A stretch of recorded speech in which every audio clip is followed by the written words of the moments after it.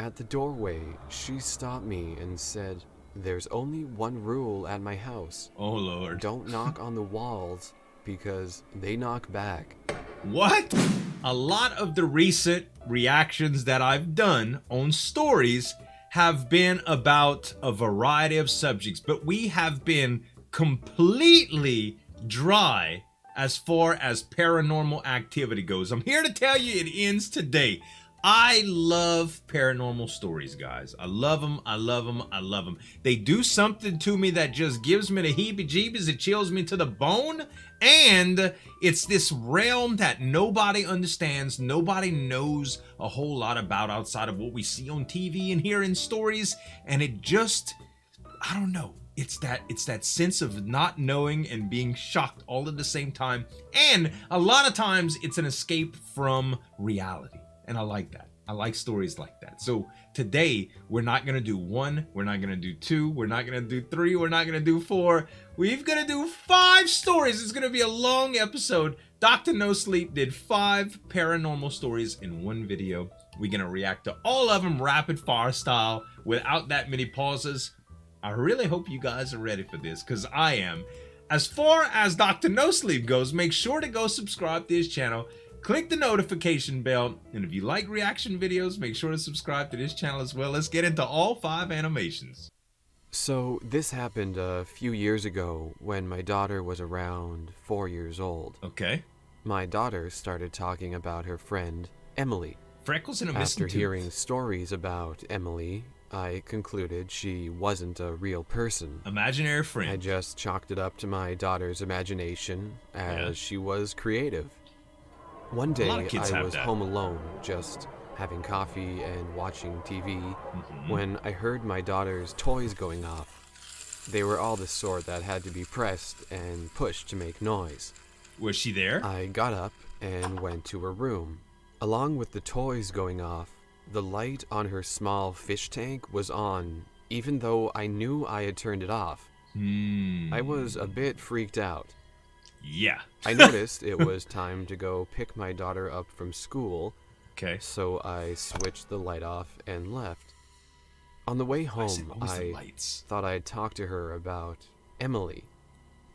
She started telling me a lot of details, like Emily is 18 and has long brown hair, and her full name is Emily Rose Ward. Wow. And she died when she got sick. Okay, that's kind of weird. My great-grandma's surname was Ward, and I knew she had 2 sisters. One of her sisters was named Emily. Wow. And died of tuberculosis when she was 18. I'm now convinced she was my daughter's friend during this time. I've never told this story to anyone, as my family are very much, if you can't see it, feel it, or hear it, it doesn't exist. Yeah, a lot of people are like that. But I gotta say, y'all, I mean, when a lot of kids have imaginary friends, right? But when they're that specific about it, it didn't really reveal her age as much as it could have to give us some more ideas. But really and truly, when they have that much information about it, it's worth investigating a little bit just to make sure, because man, you never know out there. I've heard too many dang stories about possession and poltergeist and all this stuff. I'd watched too many scary movies and heard too many horror stories too. Let's check out story 2. I was at my cousin's wake back in July of 2017 when I suddenly had this constant feeling to keep looking at him in his casket. Whenever I would turn away or get distracted, there was this feeling to keep watching him. I knew he was dead. I could smell the faint scent of death on him. Oh no. He'd been dead for at least 11 days by the time his wake was held. Right. I was watching him in his casket when suddenly I felt a jolt of electricity that ran through me. At the same time, the lamp at the foot of his casket dimmed.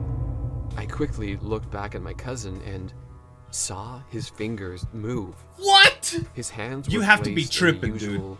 Top hand over bottom hand position. You have to be tripping. Suddenly, he quickly flexed his middle, ring, and pinky fingers of his left hand.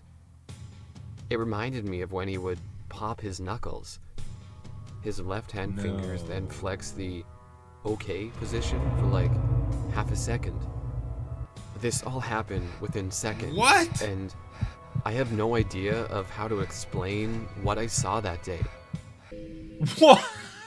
So, you were either imagining things because you were overwhelmed with grief, because y'all, at 11 days,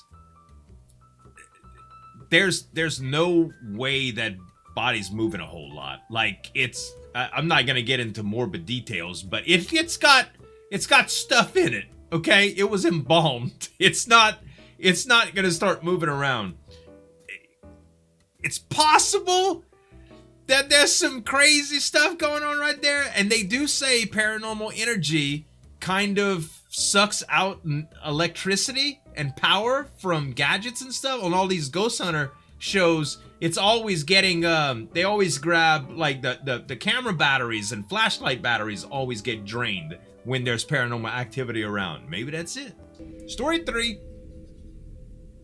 In autumn of 2018, I broke my left foot and it required surgery.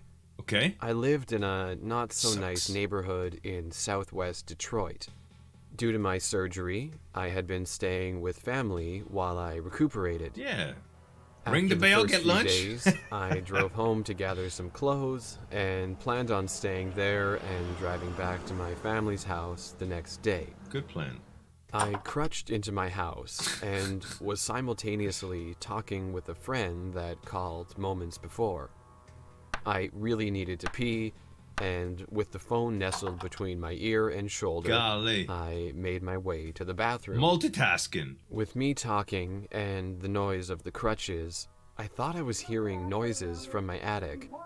But it wasn't until I got into my bathroom and stopped that I was sure someone or something was upstairs. Kind of sounds like a TV, I though, said to my friend something along the lines of, "Hang on a second, there's something upstairs." The initial split-second thought was an animal in the house. No sooner than I said that, the loudest boom came down on the floor.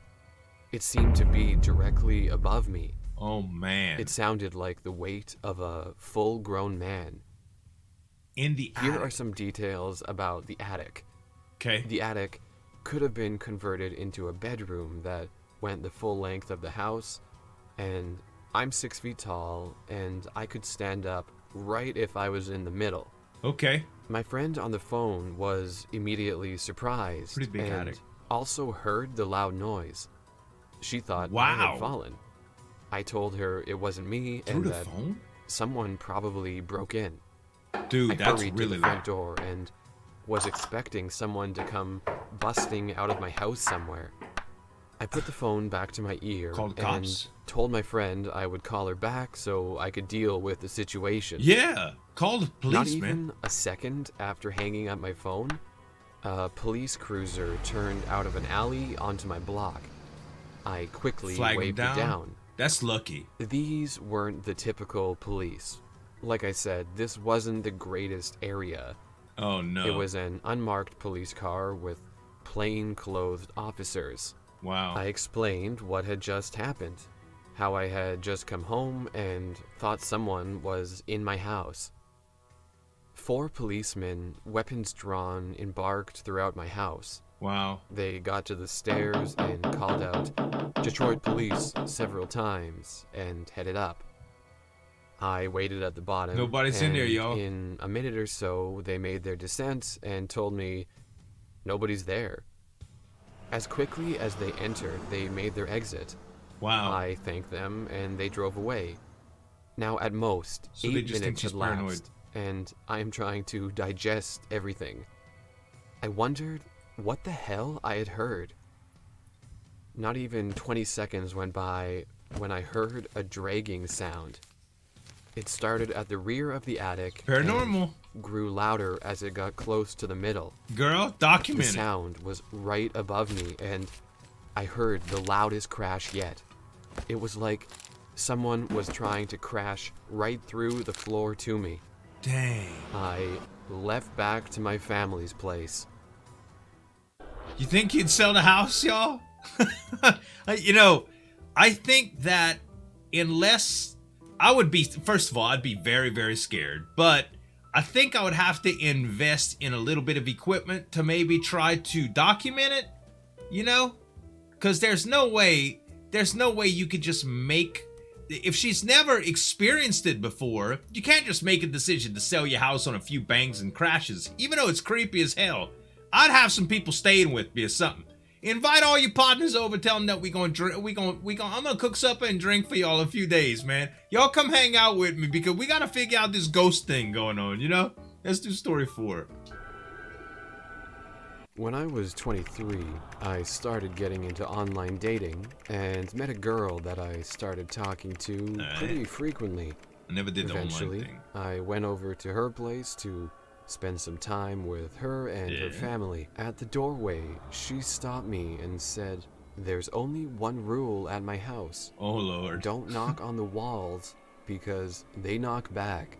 What? We had talked about the paranormal, but she never really went into great detail about her house. I agreed, and along with her friends, her brother, and his friend were smoking and chatting for a few hours until the girl I was with said she had to run to the store. Okay. While she was out, I couldn't help myself and dared her brother's friend to knock on the wall. What the heck? Because he was the only one that didn't know about the rule, and he immediately did. Everyone in the room went quiet for a moment, and when nothing noticeable happened, we began talking again. I would go with the girl. We heard what sounded like someone aggressively pushing her dresser. Her brother jumped up frantically and said, "What the heck was that?" We all sat there quietly to see if anything else would happen, and slowly worked our way back into conversation. Dang, man. When she got back, she joined us in conversation until she got this look on her face. She noticed. Cocked her head to the side slightly as if someone was whispering in her ear and just blurted out, "Who knocked on my wall?" Wow. Nobody had touched their phone the entire time we were sitting there. There's no possible way she could have known that someone had knocked on her wall. Creepy. That still creeps me out, no matter how many times I tell that story. Bruh. Okay, so first of all, you just met her on a dating app and you haven't really established a relationship yet. If old girl has a haunted house, sorry, that's like you disqualified. I'm sorry, you're not an eligible candidate for my love anymore. You live in a haunted house. No telling what kind of spirit infestation you got in that little body of yours, girl. Story 5, y'all. I love these. My experiences as a funeral director. Oh. Due to my profession, I come across the dead and anything related more often than your average Joe. In the past 8 years, I've been working as a funeral director here in Germany. Right. My colleagues and I have experienced numerous unexplainable things that stuck with us. Like fingers moving in the coffin? I'd like to share one with you today that was as clear as day. Wow. And surely not my imagination. Yes. This story begins at the end of a pickup in the middle of the night around 2 a.m. We had just finished rolling the casket into the cooling unit and were sitting by the desk around the corner filling in our nighttime sheets. At least you're not alone. You need to know that our hygienic area and the makeshift office are separated by our cache of caskets waiting to be put to use. Okay. The light there is always off, so all the lighting you get is the faint shimmer of cold white light coming from the hygienic area. Right. I looked to my left as I finished writing my timesheet and was startled to see a dark figure standing right on the walkway between the caskets. illuminated from the back by the mentioned light. So an I apparition. slowly poked my colleague to look.